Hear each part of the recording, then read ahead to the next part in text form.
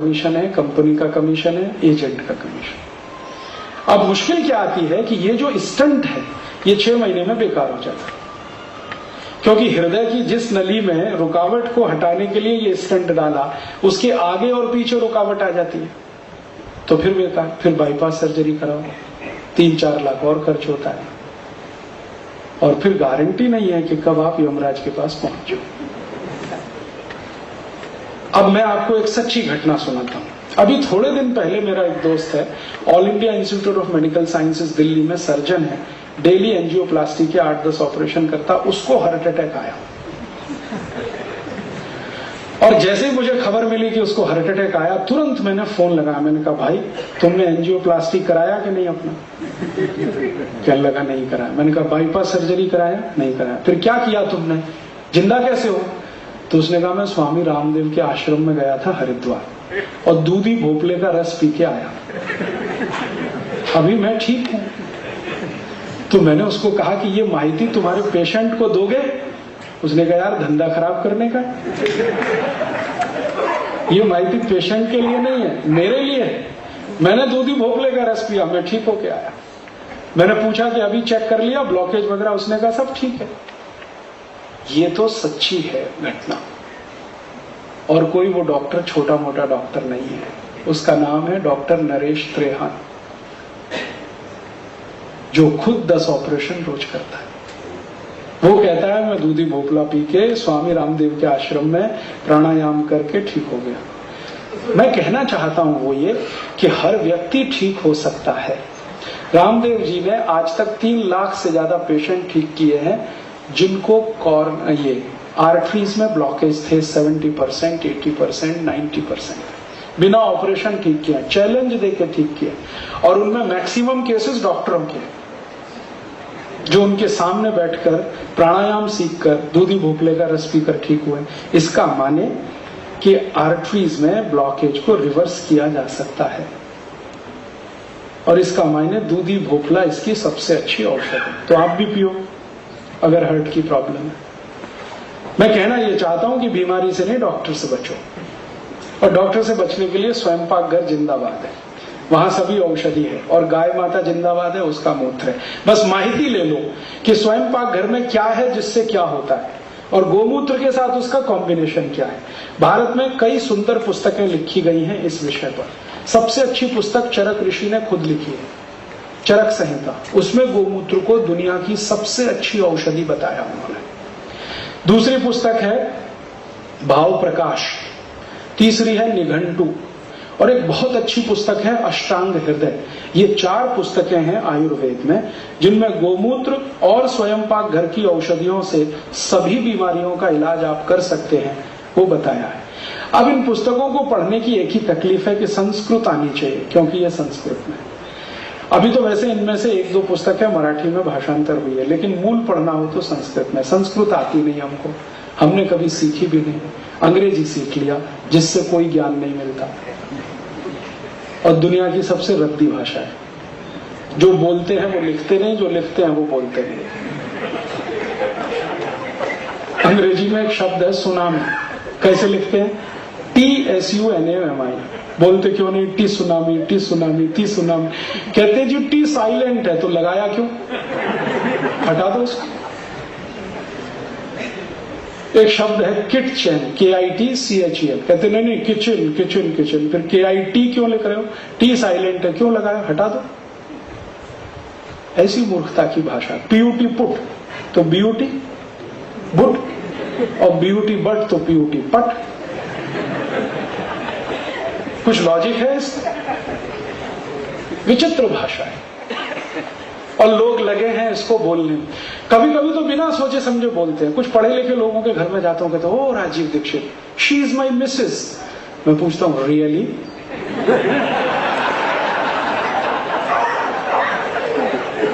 तब वो थोड़े बौखलाते, फिर पूछते व्हाट डू यू मीन? मैं उनको कहता हूं कि do you know the meaning of Mrs? English dictionary अगर खोलकर उठाओ तो सबसे पहली डिक्शनरी बनी इंग्लैंड में वेबस्टर। अगर आप वेबस्टर डिक्शनरी उठाओ और उसका फर्स्ट एडिशन देखो तो मिसेस का अर्थ है धर्म पत्नी को छोड़कर कोई भी महिला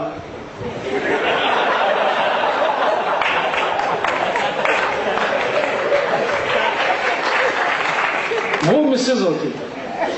और यूरोप में बताए ना, धर्म पत्नियां नहीं होती। हाँ, क्योंकि 70% यूरोपियन तो शादी ही नहीं करते, बिना शादी के रहते। वो एक शब्द उन्होंने बनाया, लिव इन रिलेशनशिप, जिसमें शादी नहीं होती तो धर्म पत्नी नहीं होती, तो वो सब मिसेज होती है। हाँ, मिसेज का ये मतलब, और मिस्टर उसका वाइसी वर्सा। पति को छोड़कर कोई भी पुरुष वो मिस्टर होता है, और हम लगे हैं अपनी श्रीमती को मिसेस बनाने। मिसेस, तब मैं पूछता हूं really she is your Mrs? तो वो बौखलाते हैं। बिना जाने अंग्रेजी का इस्तेमाल मत करो, अच्छी भाषा नहीं होती। कुछ तो इतनी समस्याएं हैं अंग्रेजी में, जैसे संबंध, relationship, father in law, mother in law, brother in law, sister in law, माने संबंध भी बाई लॉ, कानून से सब संबंध है। क्या चक्कर क्या है ये father in law, mother in law? मैंने इसकी हिस्ट्री पढ़ी तो बहुत इंटरेस्टिंग है। हिस्ट्री ये है कि इंग्लैंड में, यूरोप में 1500-1600 साल एक परंपरा रही है जिसमें कोई साधारण व्यक्ति शादी नहीं कर सकता था बिना राजा की अनुमति के। राजा की अनुमति मिले तो शादी होती थी, बिना अनुमति आप शादी नहीं कर सकते थे। तो जानते हैं क्या हुआ इसमें, कि राजा की अनुमति के बिना शादी करवाने का काम एक व्यक्ति ने किया, उसका नाम था वेलेंटाइन। रोम में एक वेलेंटाइन नाम का पादरी था, चर्च में काम करता था। उसने एक अभियान चलाया कि मैं शादी कराऊंगा बिना राजा की अनुमति के।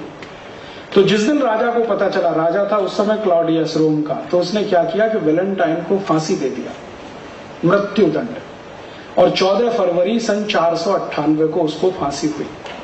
तो उस वेलेंटाइन की याद में उन लोगों ने वेलेंटाइन डे मनाना शुरू किया जिनकी शादियां उसने कराई थी वेलेंटाइन। अब हम पागलों की तरह से वेलेंटाइन डे मनाते बिना सोचे समझे, क्योंकि हमारे यहाँ कोई राजा ऐसा नहीं हुआ जिसने शादी करने पे पाबंदी लगाई हो। यहाँ तो उल्टा है, एक नहीं 2-2 करो, 3-3 करो, 4-4 करो। तो हमें वैलेंटाइन डे मनाने की जरूरत नहीं। और उनके यहाँ क्या होता था कि राजा की अनुमति से शादी होती थी, इसलिए सारे रिश्ते by law, father in law, mother in law, brother in law, ऐसा है चक्कर अंग्रेजी का। अब हम उसकी नकल करें तो कितनी मूर्खता है। बड़ा विचित्र है ये अंग्रेजी का साम्राज्य। मैं किसी के घर में जाता हूँ, पता चला पिताजी का नाम रामदयाल, माताजी का नाम गायत्री देवी, बेटे का नाम टिंकू। अरे रामदयाल गायत्री देवी का टिंकू कहां से आ गया? टिंकू, पिंकू, बबली, डबली, ट्विंकल, ट्विंकल, पता नहीं क्या क्या विचित्र विचित्र नाम रखते हैं। अपने नाम बहुत अच्छे हैं, मराठी में, हिंदी में, संस्कृत में, क्यों आप ये टिंकू पिंकू में फंस गए? और टिंकू का अर्थ जान लो पहले, फिर करो। वेबस्टर डिक्शनरी में टिंकू का मतलब है आवारा लड़का। जो बाप की भी ना सुने, माँ की ना सुने, वो टिंकू होता है। तो बनाने का है तो बोलो टिंकू टिंकू, थोड़े दिन में हो जाएगा। तो ये अंग्रेजी में हम फंस गए बेकार, कुछ फालतू में, कुछ काम भी नहीं है उसमें। कहते हैं दुनिया का ज्ञान है, कुछ ज्ञान व्यान नहीं है अंग्रेजी। अंग्रेजी तो वैसे ही खिचड़ी है। थोड़ा उन्होंने जर्मन से लिया, थोड़ा फ्रेंच से लिया, थोड़ा इटालियन से लिया, थोड़ा डच में से लिया, थोड़ा रशियन से ले लिया, थोड़ा यहां से थोड़ा वहां से, तो खिचड़ी बना के अंग्रेजी पेश कर दी। और चूंकि ये खिचड़ी है इसलिए इसके लॉजिक बहुत विचित्र हैं। ब्यूटी पट, ब्यूटी बुट, या ब्यूटी बट, ब्यूटी पुट, ये सब इसलिए चक्कर है। अंग्रेजी का ग्रामर दुनिया में सबसे खराब है। और आप जानते हैं दुनिया की जितनी अंतर्राष्ट्रीय संस्थाएं हैं, संयुक्त राष्ट्र संघ को जोड़कर कोई अंग्रेजी में काम नहीं करती, सब फ्रेंच में काम करती। हमने फालतू एक फोबिया बना रखा है कि अंग्रेजी के बिना दुनिया नहीं चलती। दुनिया में 200 देश हैं जिनमें से 7 देशों में सिर्फ अंग्रेजी चलती है, बाकी कहीं नहीं चलती। और वो भी 7 देश इसलिए कि अंग्रेजों के गुलाम थे, अभी तक छोड़ नहीं पाए उस अंग्रेजी। उन 7 देशों में 3 तो अपने ही हैं, भारत, पाकिस्तान, बांग्लादेश। और बाकी है अमेरिका, कनाडा और ब्रिटेन। बाकी किसी देश में नहीं। सभी देशों की अपनी भाषा है। फ्रांस में फ्रेंच है, जर्मनी में जर्मन है, इटली में इटालियन है, स्वीडन में स्वीडिश है, सब जगह अपनी भाषा। रूस में रशियन है। और आप जानते हैं रूस का राष्ट्रपति अंग्रेजी जानता, बोलता नहीं। चीन का राष्ट्रपति अंग्रेजी जानता है, बोलता नहीं। जापान का प्रधानमंत्री अंग्रेजी जानता है, बोलता नहीं। जब भी भारत आते हैं अपने देश की भाषा में बात करके हम तो समझते नहीं, तो वो कहते हैं this is your problem not mine. वो कहते हैं आप तुम्हारी समस्या हल करो, मैं नहीं बोलता अंग्रेजी में, तुमको मेरी भाषा समझनी है, दुभाषिया लेके बैठो, समझो उसको। ये हमेशा होता है। फिर उनको पूछो क्यों आप ऐसा करते हैं, तो उन्होंने कहा कि मैं मेरी भाषा का सम्मान करता हूं, इसलिए मैं मातृभाषा में बात करता हूं। हमको मातृभाषा बोलने में क्या तकलीफ है, बोलो ना। मराठी, गुजराती, तमिल, तेलुगु, कन्नड़, मलयालम, और ये सब भाषाएं अंग्रेजी से अच्छी, क्योंकि भाषा अच्छी वो मानी जाती है जिसमें शब्दों की संख्या बहुत हो। अंग्रेजी में शब्द बहुत ही कम है। उदाहरण के लिए सूर्य, क्या शब्द है, सन, एक ही है ना, SUN। दूसरा कोई है, दूसरा है कोई इक्विवेलेंट सन का? नहीं। मराठी में सूर्य के 12 शब्द हैं, दिनकर, दिवाकर, रवि, भास्कर, मार्तंड, क्या क्या शब्द। संस्कृत में भी वही है, मराठी में भी। मून, चंद्रमा, एक ही है अंग्रेजी, मराठी में 12-13 है चंद्रमा। पानी, वाटर, एक ही है, और यहां सलिल, नीर, जल, पानी के 14-15 शब्द। तो शब्दों की संख्या मराठी में, हिंदी में, गुजराती में, अंग्रेजी से ज्यादा, इसलिए ये भाषाएं ऊंची हैं। और अपने बच्चों को भगवान के लिए कभी भी ऐसा मत सिखाना। मैं कभी कभी अंग्रेजी ना लोगों के घर में जाता हूं तो तुरंत उनके घर में छोटे बच्चे होते हैं ना, कहते देखो अंकल आए, अभी पोएम सुनाओ, तो उनके यहाँ चालू हो जाते हैं टेप रिकॉर्डर की तरह से, rain rain go away come again another day little baby wants to play. मैं पूछता हूँ क्या बोल रहे हो, सत्यानाश कराना है देश का? Rain rain go away come again another day, अगर सुन लिया भगवान ने तो क्या होगा? बारिश तुम चली जाओ, कभी भी मत आओ, क्योंकि मुझको खेलने का है। अगर बारिश नहीं हुई तो सूखा पड़ेगा, शेतकरी मरेगा, तुम भी मरोगे। बिना अक्कल के रेन रेन गो अवे सिखा। तो फिर पूछते क्या सिखाएं, तो सिखाओ ये रे पाऊसा, तुला दे तो पैसा, पैसा झाला पैसा।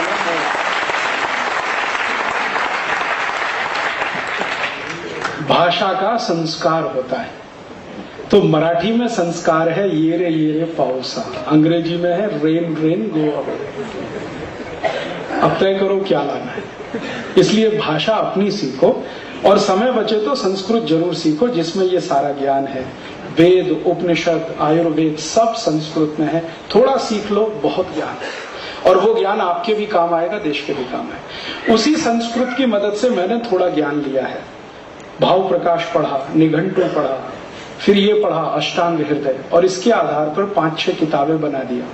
वो बाहर हैं, हिंदी में है, मराठी में है, आप ले जाओ, पढ़ो, पढ़ाओ। मैंने आपसे कहा मेरा कोई कॉपीराइट किसी पर नहीं है, आपकी इच्छा हो तो अपने नाम से प्रकाशित करो, संस्था के नाम से बनाओ। मैं सिर्फ इतना चाहता हूं कि गांव-गांव इसका प्रचार हो, तो गाय की हत्या तुरंत रुके। क्योंकि जैसे जैसे ये प्रचार होगा, गाय मूत्र से ये बीमारी ठीक होती है, ये बीमारी ठीक होती है, गाय के शेन से ऐसा होता है, फिर कोई शेतकरी गाय नहीं बेचेगा। भले दूध न दे तो भी गाय को पाल के रखेगा। और जिस दिन ये हो गया, उस दिन सब कसाईयों को धंधा बदलना पड़ेगा। तो एक काम तो हम सरकार की मदद से करें, और एक काम हम स्वयं करें। जो स्वयं करेंगे वो टिकने वाला है, क्योंकि सरकार का कानून पता नहीं कब बदल जाए, अगली कोई सरकार आए उसका उल्टा कानून बना दे। सरकारों का तो कोई भरोसा नहीं ना, लेकिन जो समाज करेगा वो टिक जाएगा। तो हमको ये अभियान चलाना है गोरक्षा का, और इसी अभियान के लिए थोड़ा थोड़ा सा अपने जीवन का समय दान करना है। और वो समय दान करके आप मैं सब मिलके लगे तो जरूर अगले 4-5 साल में ये देश की तासीर बदल जाएगी, और एक भी गाय कत्ल होने नहीं जाएगी। फिर मैं कल्पना करता हूं कि अगर गाय की संख्या बढ़े तो क्या होगा। मैंने एक दिन हिसाब लगाया, अभी 17 करोड़ गाय है इस समय, 34 कोटि हो जाए। जब भारत आजाद हुआ था तो सामान्य रूप से भारत में एक मनुष्य पर एक गाय थी। 34 कोटि हमारी लोक संख्या थी, और लगभग 34 कोटि ही गाय थी। लेकिन आजादी के 60 साल में 17 कोटि गाय कम हो गई, अब सिर्फ 17 कोटि है। दुनिया में हमसे अच्छे कई देश हैं जहां गायों की संख्या मनुष्यों से ज्यादा है। न्यूजीलैंड, डेनमार्क, स्वीडन, ये तीनों देश में गाय की संख्या मनुष्यों से ज्यादा है। ऑस्ट्रेलिया में गाय की संख्या मनुष्यों की संख्या बराबर है। तो मैं उन सब पुढ़ारियों को कहना चाहता हूं कि जिन देशों में गाय की संख्या मनुष्यों से ज्यादा, वो कैसे जिंदा है? ऑस्ट्रेलिया कैसे जिंदा है? न्यूजीलैंड कैसे जिंदा है? डेनमार्क कैसे जिंदा है? नॉर्वे कैसे जिंदा है? अगर ये देश जिंदा है तो हम भी रहने वाले, चिंता की क्या बात है? तो गाय की संख्या बढ़े तो चिंता मत करो, परेशानी उसमें नहीं आने वाली, क्योंकि भगवान ने कुछ ऐसा गाय को वरदान दिया है कि वो जहां जाएगी अपनी व्यवस्था खुद कर लेगी और उसके साथ समृद्धि जरूर जाएगी। और भारत में गाय का महत्व तो इतना ऊंचा रहा है। एक राजा दिलीप की कहानी मैंने बचपन में सुनी थी। रामचंद्र जी के वंशज थे, गाय के पीछे पीछे घूमते थे। उनकी एक गाय थी कपिला, वो जहां जाती थी दिलीप उसके पीछे जाते थे। राज्य उन्होंने मंत्रियों को सौंप रखा था, वो गाय की सेवा में लगे रहते थे। एक बार जंगल में गाय के सामने शेर आ गया और शेर ने तय किया कि इसको खाएंगे गाय। तो राजा दिलीप ने कहा कि गाय को छोड़ दो, मुझे खा लो। इतनी ऊंची मान्यता गाय के लिए है। मैंने हिंदुस्तान में अभी एक गांव देखा, 2 गांव देखे, लगभग 8 दिन पहले, नहीं अभी 5 दिन पहले की घटना। कर्नाटक में एक गांव है हावेरी जिले में, बेडगी तालुका में। उस गांव में एक बहुत बड़ा मठ है, 400 साल पुराना। उस मठ की मुख्य मठाधिपति गाय है और 400 साल से ये चल रहा है। मैंने उस गांव के नागरिकों को पूछा कि आपने मठाधिपति गाय को क्यों बनाया? तो उसने कहा मनुष्य में वो गुण नहीं है, गाय में है, इसलिए हमने मठाधिपति बनाया। मैंने पूछा इसमें क्या गुण है? उन्होंने कहा जो संत में गुण है वो सब इस गाय में है। वो गाय कैसी है? गांव में किसी की भी मृत्यु हो जाए तो सबसे पहले शव यात्रा में आगे आगे वो गाय जाती है, और जब उसका अंतिम संस्कार होता है व्यक्ति का, तब तक वहीं पर बैठती है। मनुष्य तो भाग आते हैं वहां से, आग लगाई और भाग लिए, वो गाय वहीं बैठती है। 3 साढ़े 3 घंटे जब तक पूरी चिता दहन नहीं होती वहीं बैठती है। फिर चिता दहन होने के बाद वो नदी में जाके स्नान करती है, उसके बाद भोजन ग्रहण करती है। वो गाय ऐसी है। तो गांव वाले कहते हैं कि इसमें जो गुण है वो किसी मनुष्य में नहीं है। ऐसी गाय इस देश में पता नहीं कितनी, मुझे तो एक पता चला, पता नहीं कितनी होंगी। तो गाय की जो मान्यता है वो बहुत ऊंची है इस देश में, और उस मान्यता को अगर बचाकर रखना है तो गाय की रक्षा करनी है।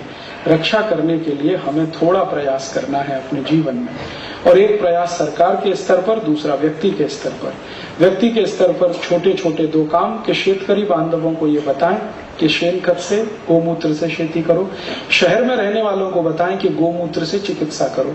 चिकित्सा और खेती विषय में जितनी पुस्तकें आपको लगेंगी वो सब बना दिया है मैंने, आप ले लो। और इस विषय पे 40 घंटे की एक सीडी भी बनाई है मैंने, ऑडियो सीडी, वो आप सुन सकते हो। 40 घंटे के व्याख्यान उसमें है इन सभी विषयों पर। 6 घंटे की वीडियो सीडी भी है, वो भी आप सुन सकते हो। सुन के दूसरों को सुना सकते हो, कॉपी करके दूसरों को दे सकते हो। करना है ये काम, और अगले 4-5 साल में इस देश को ये कलंक से मुक्त कराना है कि यहाँ गाय कटती है। भारत में ये कलंक मिट जाना चाहिए कि यहाँ गाय कटती है। और अगर ये हो गया तो मंगल पांडे की आत्मा को सच्ची श्रद्धांजलि हम देंगे, और मंगल पांडे जैसे उन लाखों क्रांतिवीरों को श्रद्धांजलि देंगे जिन्होंने गाय के लिए अपना जीवन होम किया है। और मैं आपको विनम्रता पूर्वक कहता हूं कि इस कार्य में आपको सभी साधु संतों का आशीर्वाद मिलेगा, सभी का, और सभी संस्थाओं का आशीर्वाद मिलेगा, सहयोग मिलेगा। कोई विरोध नहीं करेगा। विरोध कुछ होगा तो राजनेता करेंगे, और उनकी कोई दम नहीं है, ताकत नहीं है, आप उनसे डरो मत। वो तो पानी के बुलबुले, आज है कल नहीं है।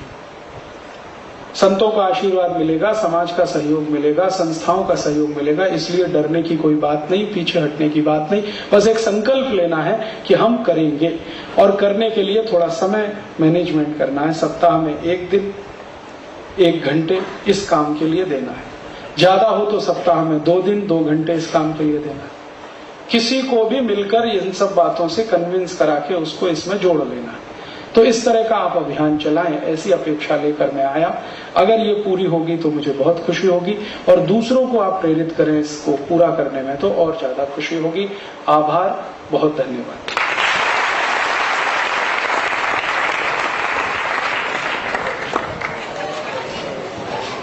धन्यवाद राजीव भाई।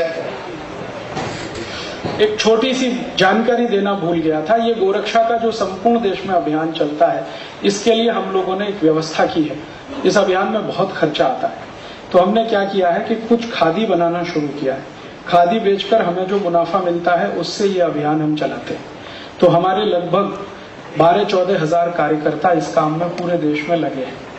तो उनकी बनाई हुई कुछ खादी बाहर आई है। आप अगर खरीदेंगे तो इस अभियान के लिए हमें आर्थिक मदद मिलेगी। तो जरूर इसके